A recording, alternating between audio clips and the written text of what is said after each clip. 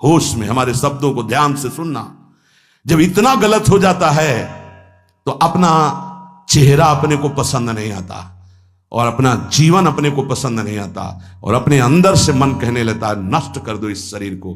फिर वो जो आगे की लीलाएं होती हैं, अच्छा ऐसा हुआ, फांसी लगा ली, जहर खा लिया, ये कर लिया, वो कर लिया।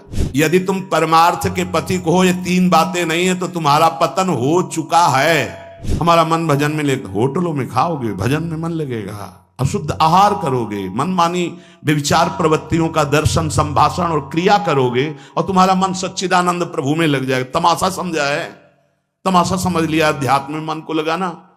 अपनी दिनचर्या में इतना पावर है कि जहर भी समन हो जाएगा। मीरा जी का समन हो गया ना। अगर नियम है 1:45 बजे उठने का, स्नान का, तो 1:45 बजे ही उठना चाहिए, 2 नहीं बजना चाहिए। अपने पास सामर्थ्य होने पर नीचापमानम सुधा, वो नीच है, हम उस पर शासन कर सकते हैं, पर उसके द्वारा किए हुए अपमान को सह गए और अंदर से मनाया भगवान तुम्हें सुखी रखे, स्वस्थ रहो। जिसका इंद्रिय मनोनिग्रह युक्त समय व्यतीत होता है भगवत चिंतन में, वो महापुरुष है। अभी वर्तमान में ही है, चिंता मत करो, स्थिति जागृत होने में देर नहीं। सच्ची तुममें बहुत सामर्थ्य है, जागो। अगर झुक गए तो रौंद दिए जाओगे।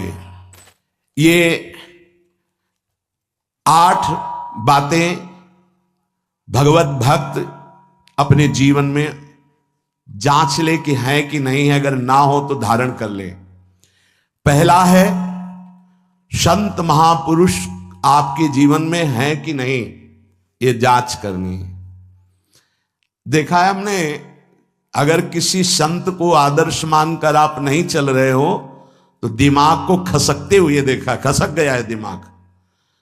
वो मनमानी आचरण केवल सिद्ध बनने के लिए कर रहे हैं। उनके आचरण ऐसे कि भोले भाले लोग ये समझे कि ये तो सिद्ध है। और जानते हो सिद्ध किसे कहते हैं? ब्रह्म भूता प्रसन्नात्मा न सोचति न कांक्षति समः सर्वेषु भूतेषु मद भक्तिम लभते पराम निर्माण मोहा जित संग दोषा अध्यात्म नित्या विनिवृत्त कामा द्वंद्वरि विमुक्ता सुख दुख संगई गच्छन्त मूढ़ा। ये स्थिति आनी चाहिए। पूरा कोरा, जैसे नाटक मंच पर नाटक किया जाता है ना, पूरा दिखाई देता है, पूरा नाटक। क्यों? क्योंकि कोई डांटने वाला नहीं है, कोई आदर्श नहीं है महापुरुष जीवन में। जो मन में आवे सो बोलो, जो मन आवे सो नाटक करो, तो 100 200 500 लोग भोले भाले जिनको ककहरा नहीं आता परमार्थ का, वो कह देते मेरे भगवान, मेरे सिद्ध योगी, मेरे महापुरुष, मिटिया मेट कर देते हैं। बात तो तब समझ में आवे जब रसिक जन पास करे, गुरुजन पास कर दे। अपने मन से कुछ नहीं होता, जिसे महापुरुष पास कर दे वही होता है। संत महापुरुष कहे ठीक चल रहे हो, ठीक है, या वो मौन स्वीकृति दे दे, ठीक है। अपने मन से सिद्ध बनने पर सिद्ध थोड़ी कोई हो जाता है। जीवन में तुम्हारे संत हैं कि नहीं, बस इतनी बात देखो। अब एक भगत जी आए थे, अपने लोग तो सबका आदर ही करते हैं। उनका दिव्य रूप से हनुमान जी हमारे सामने प्रकट हुए थे। सच्ची बात कह रहे हैं, जिस समय दिव्य रूप हनुमान जी ने धारण किया तो हनुमान जी महाराज के ही भाई पवन पुत्र भीम कंपायमान थे। भीम जैसे हनुमान जी वैसे भीम, बड़े बड़े पर्वतों को अपनी टक्कर से चूर करने के सामर्थ्य रखने वाले। अभी पैदा ही हुए थे भीम और गोद में लिए हुए माता कुंती चल रही थी। अचानक सिंह निकला, दहाड़ हुई तो गिर गए भीम। तो जो जिस चट्टान पे गिरे चकनाचूर हो गई चट्टान, और उस आवाज से भयभीत होकर भाग पड़ा सिंह। अभी गोद में बच्चा थे। वो भीम जिस समय प्रार्थना की कि भैया मैं तुम्हारा वो दिव्य रूप देखना चाहता हूं, तो उनका काहे को तुम व्यर्थ में ऐसा तुम नहीं देख पाओगे। तो उनका हमारी लालसा है, आपका छोटा भाई हूं। तो अट्टहास किया हनुमान जी का वो दिव्य रूप कि कंपायमान होकर कह रहे थे, हे वायुपुत्र, हे पवन पुत्र, तुम अपने रूप का संवरण करो, मेरी सामर्थ्य नहीं। और वो व्यक्ति ऐसे कह रहा, मैं दिव्य हनुमान। हम कह रहे पाखंड मत करो, ठीक से चलो तो ये सब भगवत स्वरूप अनुभव में आ जाएंगे। ठीक से चलो। बड़ा विचित्र स्वरूप है। जब तक जीवन में कोई संत नहीं, तो हम ये देख रहे हैं कि वो जीवन या तो पाखंड में सकिल जाएगा और या तो व्यर्थ के चिंतन में फंसा हुआ अपने को मान लेगा कि मैं सिद्ध हूं। आपका शब्द, आपकी दृष्टि, आपकी चेष्टा, तस्मात् शास्त्रम प्रमाणम ते, तब सिद्ध माना जाता है। बहुत सिद्धों के दर्शन हुए, गंगा किनारे सिद्धों का हमने कभी नहीं देखा ऐसा प्रमादी। सिद्ध प्रमादी नहीं होता। 95 वर्ष की आयु पूज्य स्वामी श्री ओंकारानंद सरस्वती जी महाराज 4 बजे एक अपने निज जन से कहते, वो स्वेटर पहना दीजिए। बोले स्वामी जी अभी तो धूप है। नहीं, अंदर अभी जाएंगे, चिंतन में विक्षेप होगा, हमारे पास समय नहीं, डाल दो शरीर में। अब इसका एक साधारण शब्द हुआ, इसका प्रभाव इतना पड़ा कि इतनी अवस्था में इतने चिंतन परायण की स्वेटर पहनना है, ये स्मृति बाधा ना पहुंचा पावे, डाल दो शरीर में। कितना सूक्ष्म। बड़े बड़े महापुरुषों को देखा है, अपने ब्रज के प्रेमी जनों को और ब्रह्मबोध संपन्न दोनों महापुरुषों को, किंचन मात्र कहीं भी कोई भी शास्त्र विपरीत शब्द नहीं, एक सेकंड की चेष्टा नहीं पाई शास्त्र विरुद्ध। और यहां शास्त्र में है ही नहीं, हो वैसे सिद्ध हो रहे हैं। क्यों? क्योंकि जीवन में किसी आदर्श महापुरुष का अंकुश नहीं। अगर किसी संत का भय तुम्हारे जीवन में नहीं है तो ये माया रौन देगी, पक्का समझ लीजिए। कोई महापुरुष तुम्हारे ऊपर अंकुश लगाने वाला हो तो इसीलिए जो देहाभिमानी जी होते हैं भाग पड़ते हैं, क्योंकि उनकी सिद्धावस्था में वो बाधा पहुंचाएंगे। गुरुजन असली सिद्ध बनो, नाटक नहीं, तो भाग पड़ते हैं। और जो गुरुजनों की शरण में रहता है वो परिपक्व भगवत प्राप्त महात्मा बन जाता है। इसलिए पूज्य बाबा कह रहे, पहला, किसी महापुरुष का अनुशासन है कि नहीं। प्रगट में अनुशासन जरूरी है, प्रगट में अनुशासन जरूरी है। नारदानंद सरस्वती जी महाराज नैमिषारण्य के पीछे आए थे, कुछ परिक्रम उन्होंने बताया। अब वो पधार गए जो वहां के अधिकारी बनाए गए, विवेकानंद जी। नए वस्त्र धारण करके आ गए। सदवई में मना है, यदि ऊपर का नया वस्त्र हो तो नीचे का पुराना और मलिन होना चाहिए। अगर नीचे का तो फिर ऊपर का पुराना मलिन, मैच नया, क्रीच एकदम, ये सब साधुता के कुछ नियम होते हैं, साधुता की एक मर्यादा होती है। तो वो दोनों नए पहन करके आ गए, भूल हो गई उनसे, देखा शिष्य। और नैष्ठिक ब्रह्मचर्य में सफेद कपड़े पहनाए जाते, तो और वो खिले हुए ऐसे बांधे, ऐसे सब। उनकी दृष्टि गई, लाख लाख जहां बैठकर सत्संग सुनते हैं स्वामी श्री नारदानंद सरस्वती जी, बड़े ही महापुरुष थे, अपार भीड़। और सत्संग के बाद 1 घंटा सबको एकांत चिंतन करो, क्या वहां ब्रह्म ज्ञान का सत्संग होता था। प्रातःकालीन बेला पे जैसे अपने यहां सत्संग होता है, वहां थोड़ा विलंब होता था, 5:30 बजे। जो निजी जनों का, वो योग वासिष्ठ से कैसे तुम्हें बताएं, जो उस सभा में बस यही लगता है कितनी जल्दी देह राख छूटे और अपने स्वरूप में महापुरुषों का वचन का प्रकाश होता है। एक सत्संग होता था सामूहिक सब लोगों को, एक होता था पर्सनल, जो दिव्य साधक हैं केवल वही बैठ सकते हैं, अन्य नहीं। ऐसे पूजुड़िया बाबा के यहां भी होता, एक होता था पर्सनल ज्ञान का और एक होता था सामूहिक प्रवचन। तो उस समय सामूहिक सत्संग चल रहा था, काफी सब समाज लाखों की थी, देखा दूर से। एक शिष्य से कहा गौशाला में जाओ, गोबर को गीला कर दो। उनसे कहा विवेकानंद गोबर की छवियां भर करके यहां खड़े हो सत्संग के पास, वहां नन नच हो नहीं सकता। और गीला गोबर तो जो 2 घंटा सत्संग हुआ पूरा टप टप ऐसे कपड़ों में, पूरी हालत बिगड़ गई। क्या था ये? संत शासन। अब दोबारा वो गलती नहीं होगी, समझाने की जरूरत नहीं, हम समझ गए कि हमसे गलती क्या होगी। संत शासन नहीं है तो ये मन बहुत विचित्र है, बहुत विचित्र है। इसीलिए पहला, जो भी परमार्थ का पति को, चाहे ज्ञान मार्ग का, योग मार्ग का, किसी योग मार्ग की लौकिक ऊंचाई पर पहुंचे हुए कि गुरुदेव आए और उन्होंने कहा कि किसी कारण से शिष्य बढ़ जाए और अपने गुरुदेव की अवहेलना करे तो उसकी गति क्या होगी? दुर्गति। दुर्गति, दुर्गति के सिवा उसके आगे कोई शब्द नहीं है। गुरु को पीड़ा है और शिष्य परम पद में पहुंच जाएगा? नहीं नहीं, ऐसा नहीं हो सकता। अनुशासन अत्यंत आवश्यक है। किसी भी वैभव या लोक व्यवहार या लोक मान्यता बढ़ जाने पर अपने गुरु का अपमान, गुरु की अवहेलना, तो उसकी दुर्गति पक्की। देखो, ये मन है, ये इंद्रियां हैं, ये अहम है, ये केवल गुरुदेव से ही वश में आता है, दूसरी जगह नहीं आता। क्यों? क्योंकि दूसरी जगह उत्तर देने का अवसर है। दूसरी जगह हम नहीं मानते तुम्हारी बात, लेकिन वहां ना उत्तर है और ना नहीं मानते, केवल वहां मिटना ही मिटना है। अगर ऐसा उपासक है तो निश्चित परम पद का अधिकार। केवल मिटना कोई उपाय नहीं है, अहंकार के पोषण का कोई उपाय, केवल मिटाना है। रो लो, चिल्ला लो, जो तुम्हें करना है कर लो, आना तुम्हें इसी मार्ग में पड़ेगा, दूसरा कोई रास्ता नहीं। बलिहारी घेर करके नष्ट कर देते हैं हमारे मन की मनमानी को, हमारे अहंकार को। इसलिए जीवन में प्रगट में जिनके जीवन में संत हैं और वो स्वीकार करते हैं उनका अनुशासन, उन्हीं का जीवन प्रकाशित होता है, पक्का समझ लेना। दूसरा, भागवतिक मार्ग में चलने वाले उपासक को सांसारिक पुरुषों की मित्रता करके उनकी संगोष्ठी में नहीं बैठना चाहिए। इस बात को बहुत अच्छे से समझ लो। सांसारिक पुरुषों की जो वृत्तियां होती हैं उनमें बड़ा आकर्षण होता है भोगों का, प्रपंच का।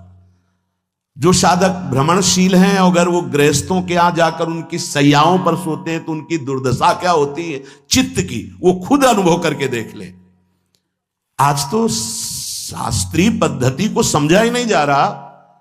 जब बड़े बड़े सुभट गंगा किनारे त्याग वैराग्य ज्ञान की मिले ना, तो आगे का रास्ता खुलता चला गया। सांसारिक पुरुषों के समुदाय में बैठना था।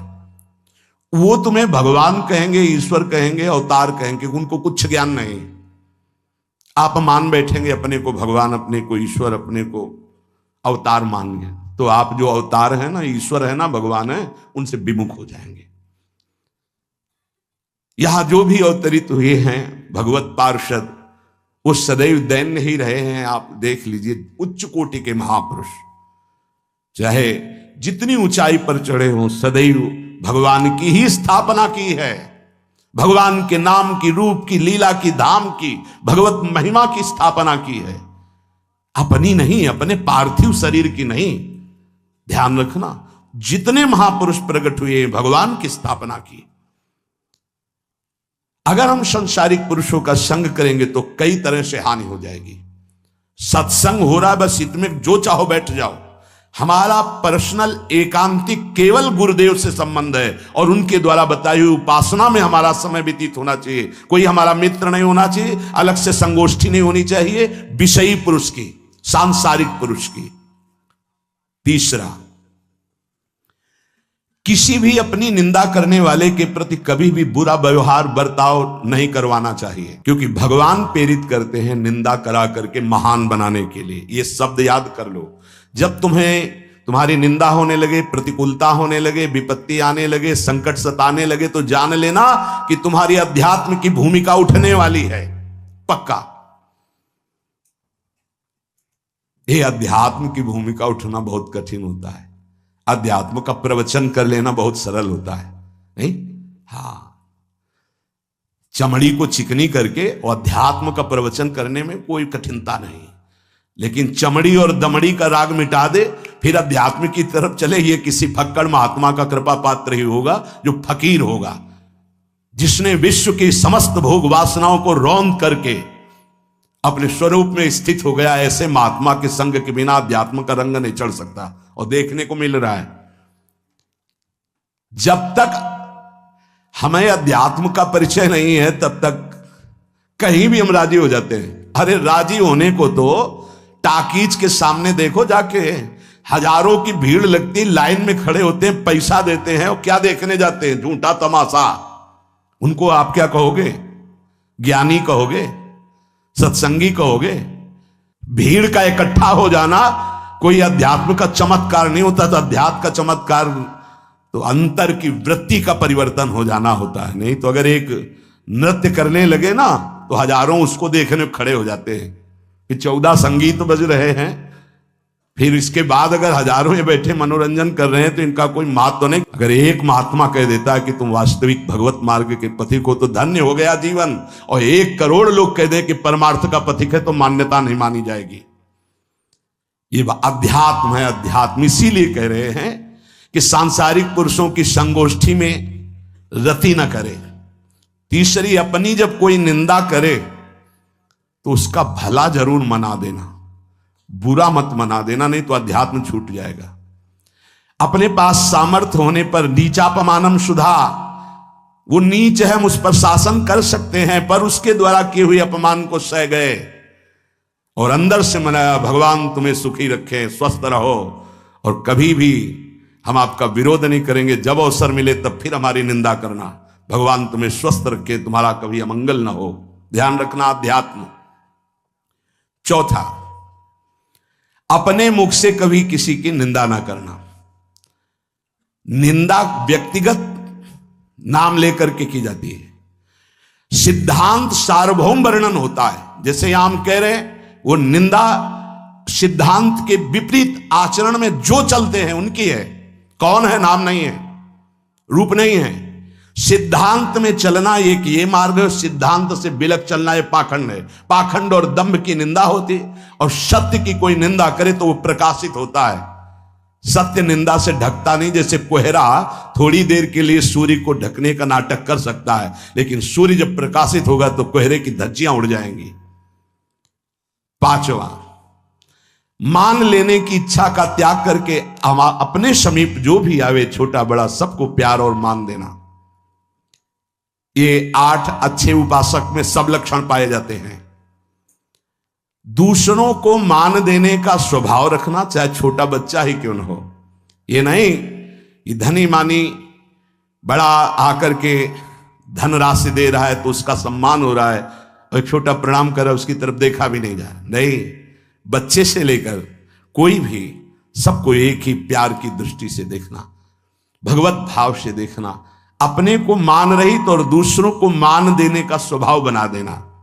छठवां, अपनी इंद्रियों को सदाचार परायण रखना। इंद्रियां ये सदैव व्यभिचार की तरफ भागती हैं। नेत्र व्यभिचार दोष, बार बार दूसरों के प्रति देखना आकर्षणकारी, कैसा भी दोष अंदर का भाव हो, नेत्र दोष। दूसरों की बातें सुनना, श्रवणेंद्रिय दोष। वाणी से दूसरों की चर्चा करना, वाणी। ऐसे हर इंद्रिय अपने व्यभिचार में जाना चाहती है। सदाचार परायण उपासक होता है।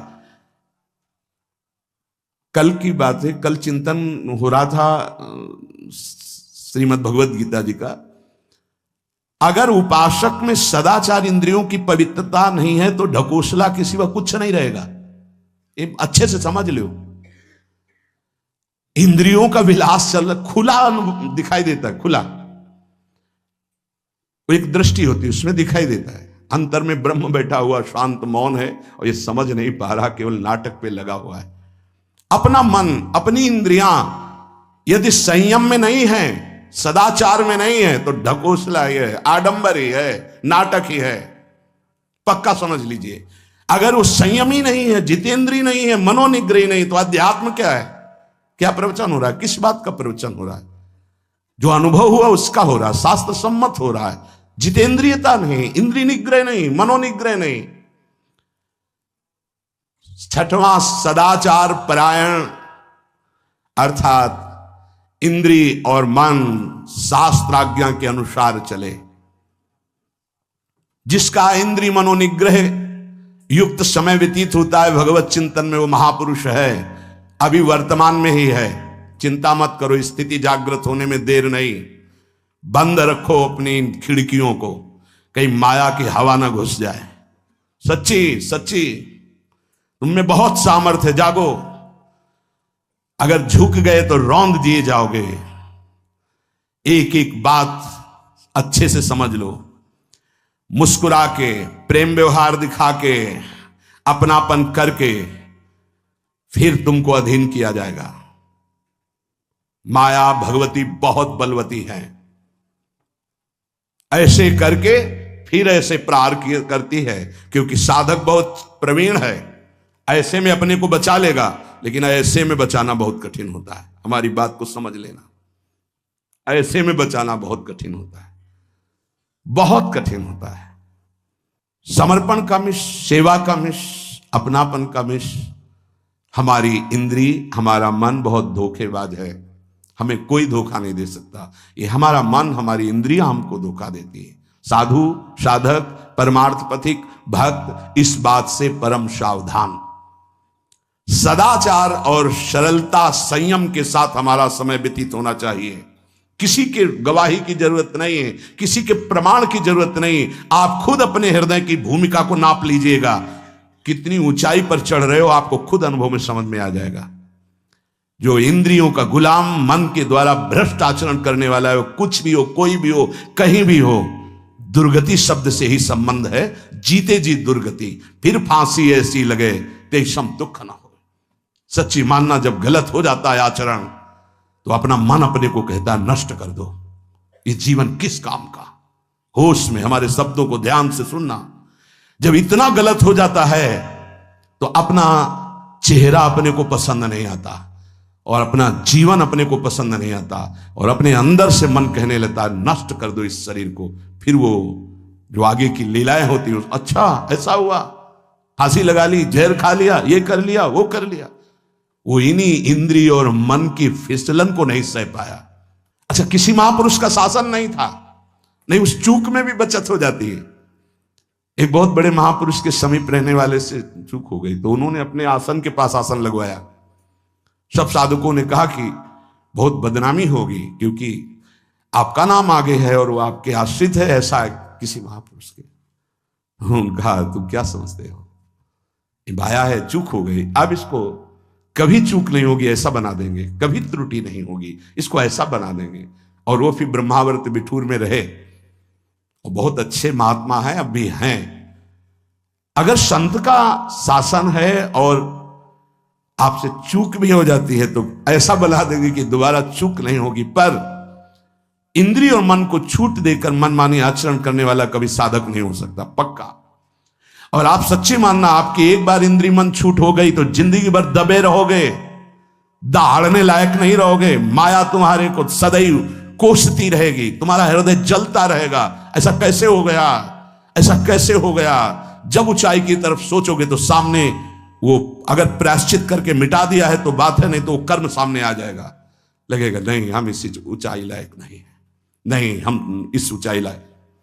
आपसे प्रार्थना कर रहे, अगर चूक हो गई हो तो उसको मिटा दो, नहीं आगे बढ़ने में बाधा पहुंचा देगा। अपने गुरुजनों से सलाह करके उसका प्रायश्चित कर लेना चाहिए। अगर गुरुजन कर दे जाओ कुछ नहीं तो कुछ नहीं, खत्म खेल, वो निपटा देंगे, वो करुणामय है, उनमें बड़ी सामर्थ्य है। पर छठवां सूत्र, सदाचार, संयम, जितेंद्रियता, मनोनिग्रह साधक में होना ही चाहिए। जो साधक एकांत में मनोरंजन करके अपने जीवन को नष्ट कर रहे हैं, अच्छा होता गृहस्थ धर्म में रहते, बाल बच्चे पैदा करके मेहनत करके धर्म पूर्वक कमाते और समाज की सेवा करते। यदि अखंड ब्रह्मचारी वैराग्य मार्ग के पथिक हो तो चूक ना होने पावे, प्रार्थना करते हैं। इंद्रियों को शिथिल ना होने देना, मन को शिथिल मत होने देना, नहीं तो ऐसा बंधन ये बांध देते हैं कि बड़े बड़ों को सर झुकाकर चलना पड़ता है, रौंद देती है माया। ध्यान रखना, सर उठाने लायक नहीं रह जाता। अगर इंद्रिय जन्य भोगों का आकर्षण नष्ट कर दे तो अपना मन अपने को जलाता रहता, धिक्कार देता रहता। कैसे हो गया ऐसे, तो कैसे हो गया। कीन हो इसका वहू अभिमाना, सुख हो वंचा कृपा निधाना। कहीं अभिमान हो गया कि मैं ब्रह्मचारी हूं, मैं जितेंद्री हूं, मैं मनोनिग्रही हूं, तो ठाकुर जी ने दाना फेंक दिया, देख भला मनोनिग्रही है तो मत चुन। लेकिन कृपा पात्र साधक पुनः अपने आप को सावधान करके सदाचार में ही स्थित रहे। आज सदाचार को समझा ही नहीं जा रहा कि सदाचार है क्या। सातवां, किसी भी पद को साधक कभी स्वीकार न करे। समाज में बड़े पद मिलते हैं, यहां भगवत प्राप्ति की वार्ता हो रही। किसी भी पद, किसी भी सम्मान को स्वीकार न करें। ये सब उपाधियां हैं, अगर उपाधियां स्वीकार की तो उपद्रव शुरू हो जाएंगे। कोई उपाधि स्वीकार न करो तो इतने महान बन जाओगे कि पूरे विश्व में तुम ही होगे। ये भी बात याद कर लो, कोई भी छोटी मोटी उपाधि स्वीकार की तो उस महान को नहीं प्राप्त कर पाओगे, विश्व में तुम ही होगे। या तो ज्ञान में तो एक तुमसे बड़ा कोई है नहीं, और अगर भक्ति में तो तुमसे छोटा कोई नहीं, तो विश्व में तुम ही तो हुई है ना, सब बड़े और आप छोटे, विश्व में आप त्रणादपि सुनीचेन, और ज्ञान तो हम ब्रह्मास्मि, सबको समेट लिया अपने में, एक के सिवा दूसरा कोई नहीं। यह है उपाधि रहित महापुरुष की स्थिति, कोई उपाधि स्वीकार न। अनंत ब्रह्मांडों का महारत्न इंद्र नीलमणि, जहां जहां भक्त मेरा चरण रखे वहां वहां रखूं हाथ, पीछे पीछे मैं फिरूं कभी न छाड़ूं साथ। इससे बड़ा कोई पद होगा? निरपेक्षम मुनिम शांतम निर्वैरम समदर्शनम अनुब्रजाम्य हम नित्यम पूये यत्यंगुरेणु भी। जिसकी चरण रज लेने के लिए परब्रह्म परमात्मा पीछे डोलता है, वो है ये पद। जब कोई पद नहीं स्वीकार करता तो ये पद प्राप्त होता है। इसलिए सातवां, किसी भी उपाधि को, पद को साधक कभी स्वीकार ना करे। आप यहां के अमुक बन करके अमुक नहीं, सेवाएं सब हैं पर सेवक हूं, कोई पद नहीं। देख लो बड़े बड़े महापुरुषों को, पूज्यपाद उड़िया बाबा जी ने जब देखा तो दंड का विसर्जन कर दिया कि पद की तरफ एक घसीट रहा है। गंगा जी में महाप्रभु चैतन्य देव जी ने गंगा जी में जो हमारे परम पद के बीच में आएगा वो सबका प्रवाहित कर देना ही उचित है। बहुत समझना, पूरे जीवन भर याद रखना, यह अध्यात्म है। अध्यात्म कभी कोई भी उपाधि स्वीकार ना करे, वो बहुत जल्दी उपाधियां सामने लिख दी जाती है, तभी कोई वो स्थिति ही नहीं आती। उपाधि हमारे ब्रजमंडल में एक से एक महापुरुष हुए हैं। बाबा प्राण धन रहे हैं, कितने संत महापुरुष, और उनको यहां प्यार से ब्रजवासी जन मेरो बाबा प्रिया प्रीतम के लाडले। कोई उपाधि नहीं, कोई पदवी नहीं, कोई प्रतिष्ठा नहीं। और आठवां, ये आखिरी, किसी भी परिस्थिति में अपने आराध्य देव का चिंतन ना छूटने पावे, पूर्णता। ये तभी हो सकता है जिसके जीवन में ये तीन बातें हैं। आखिरी वाली बात, किसी भी परिस्थिति में अपने लक्ष्य का चिंतन न छूटने पावे, ये तीन बातें जिसके जीवन में हैं तो ये आखिरी बात पूर्ण होगी। आखिरी और पहली दो बहुत जोर की बात थी। पहली थी किसी संत महापुरुष का शासन, और पूर्णता आई किसी भी परिस्थिति में अपने लक्ष्य का चिंतन ना छूटना। बीच में अपने आप सब आ जाएगा।